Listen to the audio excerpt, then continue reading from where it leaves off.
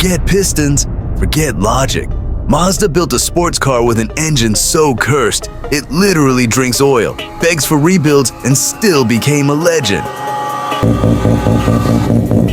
This is the RX-7. The car Porsche didn't see coming, and maybe wished never existed.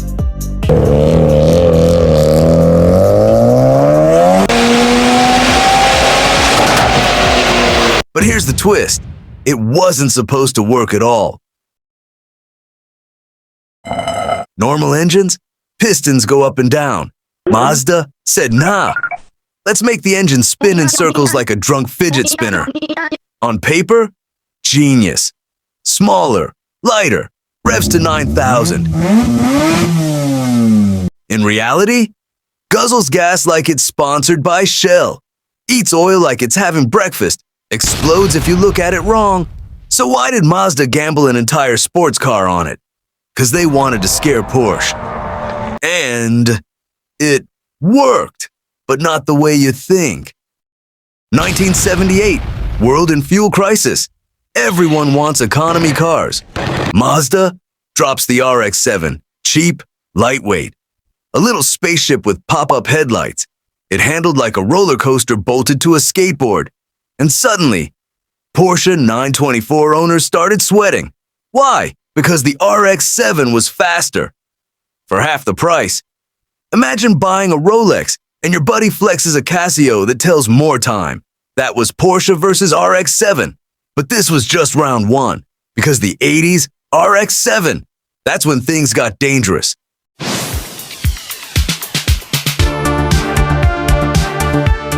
(1985). The RX-7 FC arrives. Mazda looked at Porsche and said, we'll just copy your homework. It literally looked like a 944, but under the hood, turbo rotary madness. And suspension so smart, it adjusted itself mid-corner. Here's the wild part. Mazda literally tested it against Porsche's own 944 turbo, and it kept up. That's like a high school kid dunking on LeBron once, then going back to failing algebra. But Mazda wasn't done, because what came next is what made the RX-7 eternal.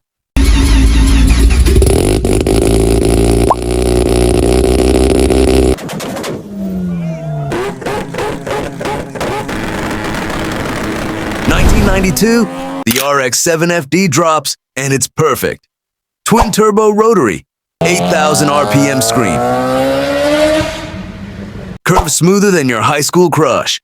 This wasn't a car, it was art. Lightweight, razor-sharp handling, pop-up headlights staring into your soul. It wasn't about speed on paper, it was about feeling. Every corner, every rev. Pure adrenaline. But here's the twist. The RX-7 wasn't just beautiful, it was toxic. Owning an RX-7 is like dating the hottest person alive, who also sets your wallet on fire. Gas mileage? Single digits if you breathe too hard. Reliability? Engines last 60,000 miles if you treat it like a newborn. Oil? You literally have to pour it in while driving, like medieval horse medicine. Breakdowns? Oh yeah, it will explode eventually. But the worst part? You'll still love it, because every time that turbo spools, every time the rotary screams, you forget the pain.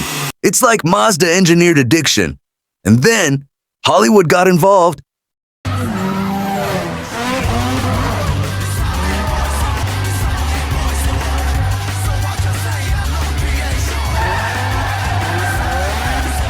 Fast and Furious.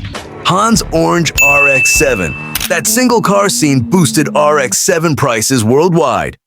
Gamers? RX-7 was everywhere. Gran Turismo, Forza, Need for Speed. It became the JDM Pokemon. Everybody wanted to catch one. But while the RX-7 was rising in culture, one story stood out above the rest. A story so wholesome, it made the whole car community cry.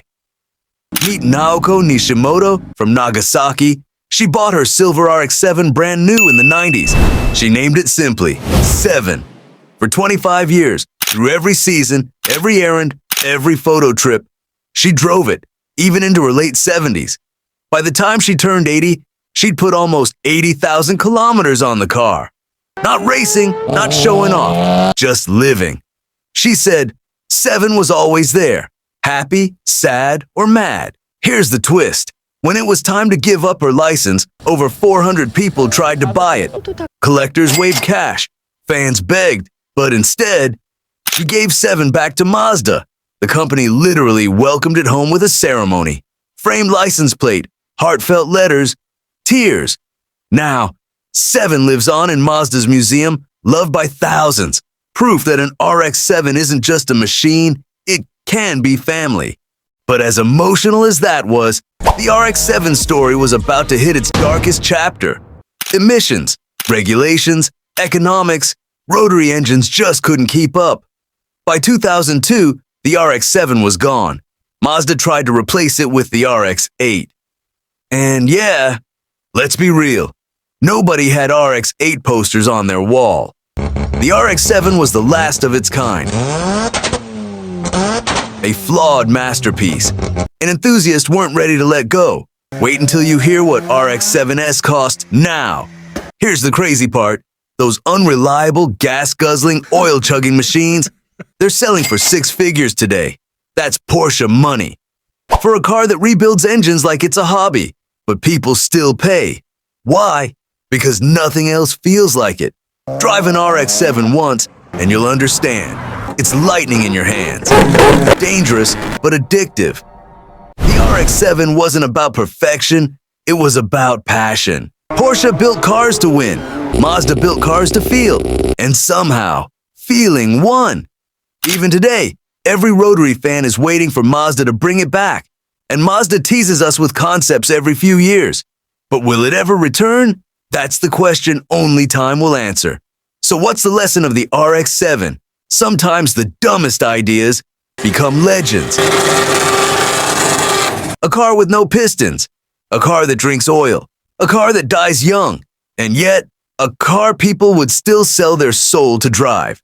That's not just engineering. That's magic.